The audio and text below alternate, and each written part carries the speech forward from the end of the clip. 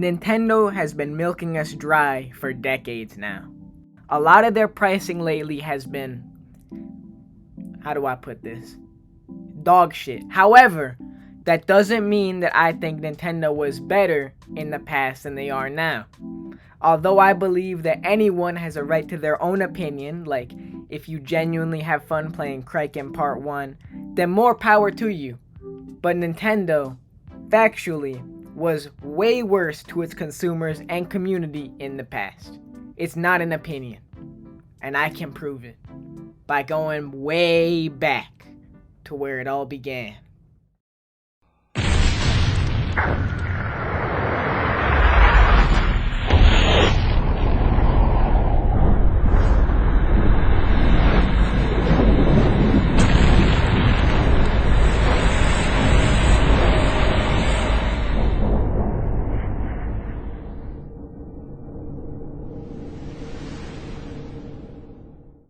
The Wii. The console everybody meat rides all the time, and for good reason. It was one of the last consoles where you just put your game in and start playing. Now, what if I told you that instead of playing something new, you could spend that same price on something that came out while Epstein's Island was a hotspot? New play control games were introduced not too long after the Wii's release. They were ports of old GameCube games that Nintendo thought might have benefited from the new pointer controls. Pikmin feels way better like this, and from what I've heard, so does Metroid. $50 better. These are all, at their core, nearly identical ports of the GameCube games, just on newer hardware, with tweaked controls, and in widescreen. Bad widescreen. And it was about to get so much worse when Nintendo discovered their community could play their games. Disgusting.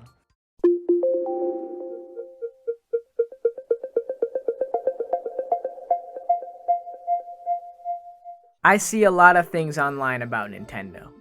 And looking past all the hate boners for the Switch 2, I see a lot of nostalgia for the 3DS and Wii U generation. And the Wii U, truly, was one of the video game consoles of all time. It had good things and bad things. Like North Korea. Yeah, I'd get killed if I said I think Kim Jong-un is built like Hamlet, but at least the trains are on time. The Wii U used to be my favorite console until I realized something. The Wii U is kind of ass. I don't hate it. In fact, I still really like it. But I also don't hate drama YouTubers. That doesn't mean they're good. Even though the dual screen gimmick is cool, it's not really anything crazy like the Wii or the Switch were. Take it from me, a guy with zero credentials. If you have to explain to someone why this newfangled gimmick is something that they need, it's already probably failed.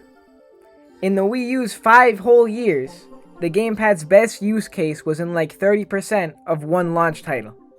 Sure, it might have been the best party game of all time, but still, in 5 years, the gimmick was only justified in 4 minigames. But putting all that to the side, I know what you're saying. But with the Wii U, Nintendo was so generous. They gave you $10 Wii games. Yeah, because they were bleeding money. I could sell my used nut tissue easier than Nintendo could sell a Wii U. $5 for my used nut tissue. I'll buy. I sold my used nut tissue better than Nintendo sold the Wii U. They needed as many reasons they could get in order for you to buy one. And one of them was $10 Wii games. Another was free online. And Nintendo Selects. Yeah, they were generous because they had to be. How could they sell you a failing console and charge full price for old-ass games? If the Wii U was a runaway success, I can guarantee it would not have had $10 Wii games. On top of this, the game library for the Wii U just kinda wasn't there. I remember being extremely disappointed in Animal Crossing Amiibo Festival. I was 7. It was my canon event. Quite possibly my most hated game of all time. That game was just one of the many misses of the Wii U generation.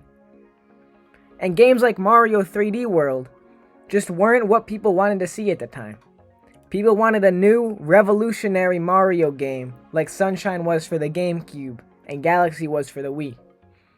Of course, 3D World is a fantastic game that I've poured several hours into both on Switch and on Wii U.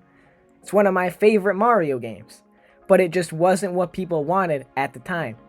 Especially since damn near every franchise had a 2D platformer spin-off made. 2 3D Mario games in the same or a similar style as the 2D ones that came out so close together just was not a good call. So the Wii U had lacking games, or at least what people saw at the time as lacking games, barely any third-party support, a poorly executed gimmick, and all of this resulted in sales so bad they practically had to pay you to get the console. How could anyone save the Wii U? Well, there was one more game that utilized the Wii U gamepad perfectly. It wasn't some forced gimmick like in New Super Mario Bros. U, or something that you could only use if you had friends. This game was massive. Super Mario Maker was released on September 10th, 2015. In 2015 and 2016, you know what was massive? Gaming videos.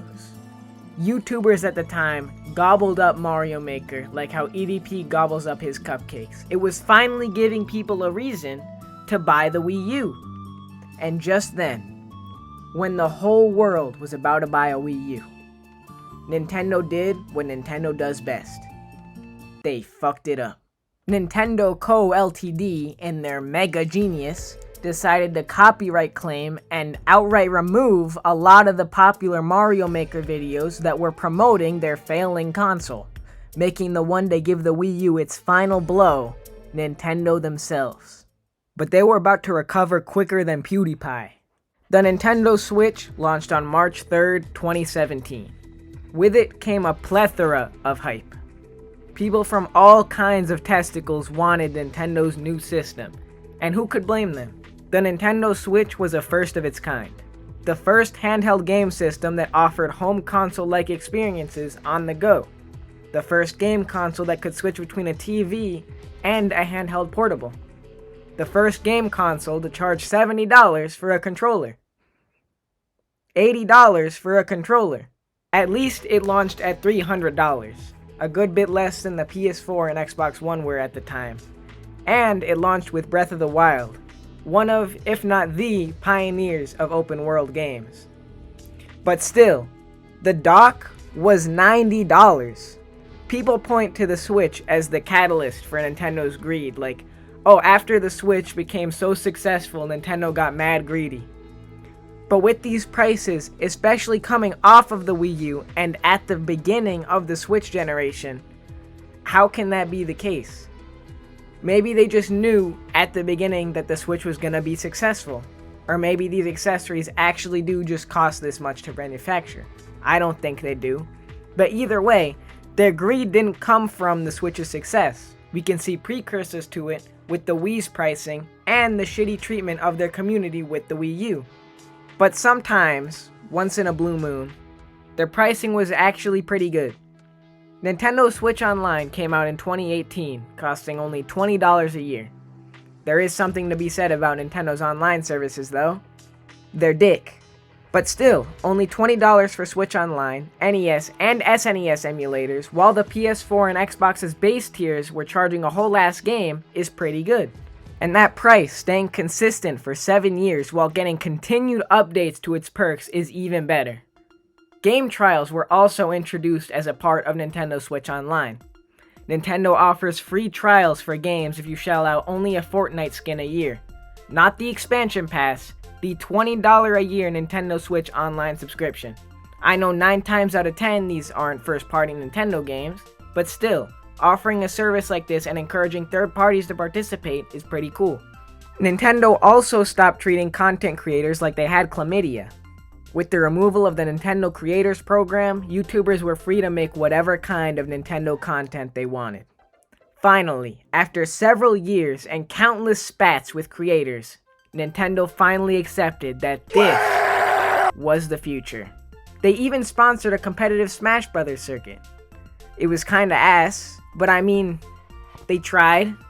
which is a lot more than old Nintendo would have done. In all fairness, it really wasn't their fault. Plans fell through.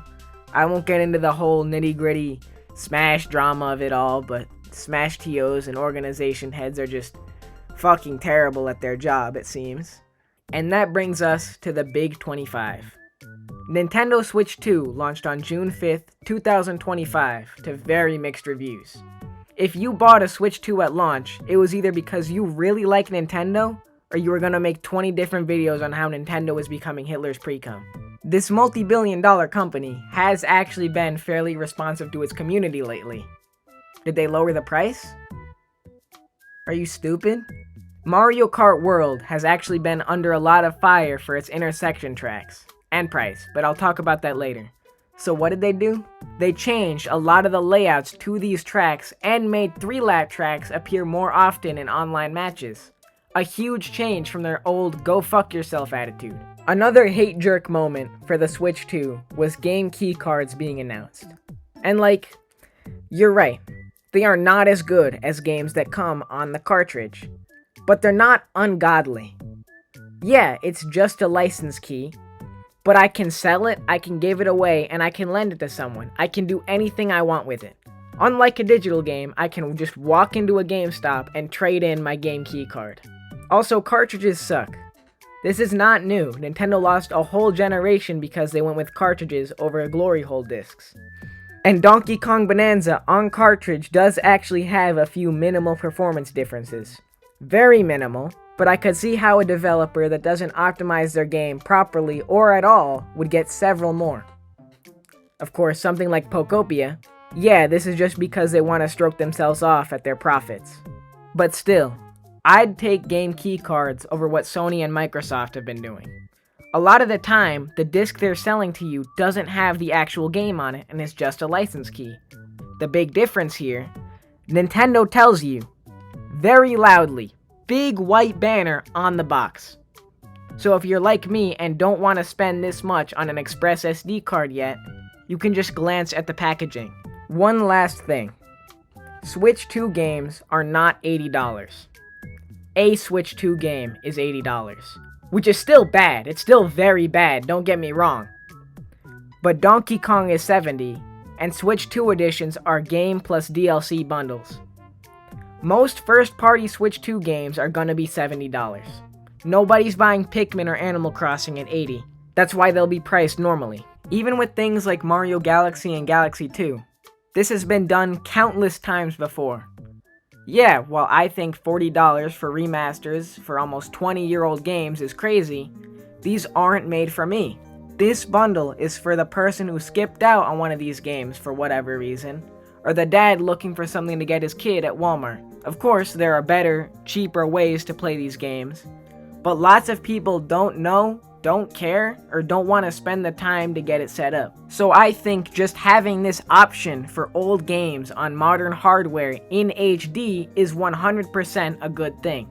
Nintendo has always railed us from behind with their shitty practices, since the dawn of time. But I think we should appreciate how far they've come instead of looking at everything with rose-tinted glasses, while also holding them accountable for the downright devious practices they hold today. They can be absolute masterminds while also being the dumbest pieces of shit on the fucking planet. And no matter what happens, at least they're not EA.